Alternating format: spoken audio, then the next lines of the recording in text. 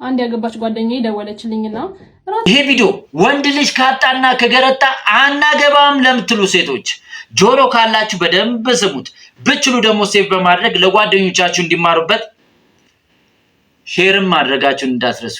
ታዲያ ቪዲዮውን እስከ መጨረሻ በማየት ሐሳብ አስተያየታችሁን እንደተለመደው ኮሜንት ሴክሽን ላይ ያስቀመጣችሁልኝ ወደ ግብዣ ይወጣ። አንድ ያገባች ጓደኛዬ ደወለችልኝና ራት ላይ እንብላ ምናምን ነገር አለችኝ። ከዛ አጋጣሚ ባለቤቷም ነበርና በቃ እሺ ምናምን ብዬ እዛው ሰፈር ነበረ ራስን በላ ቁጭ ማለት።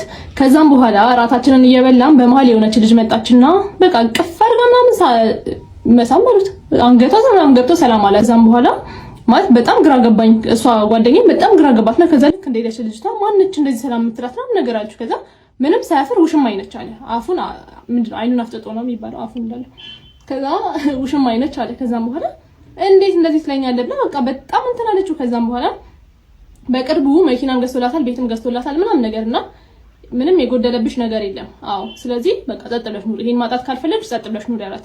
ከዛ በኋላ በጣም ተረብሻለች፣ ግን ጸጥ ብላ ተቀመጠች። ከዛ ትንሽ እንደቆየ የራሱ ጓደኛው ባለትዳር ሌላ ጓደኛው ማለት ነው ሴት ይዞ ወደ ሩም ሲገባ ታያለች። ከዛ ይሄ ጓደኛ አይደል እንዴ? አዎ ባለትዳር ደግሞ ታውቃለች፣ ሌላ ሴት ይዞ ነው እየገባ የነበረው። ከዛ በኋላ ሲጀመር ገንዘቡን ብላ ነው ሄደች። ማነች ነው ስለ እሱ ሙሽማው ነች አላት። ከዛ ምን እንዳለች ታውቃላችሁ? የኛ ታምራለች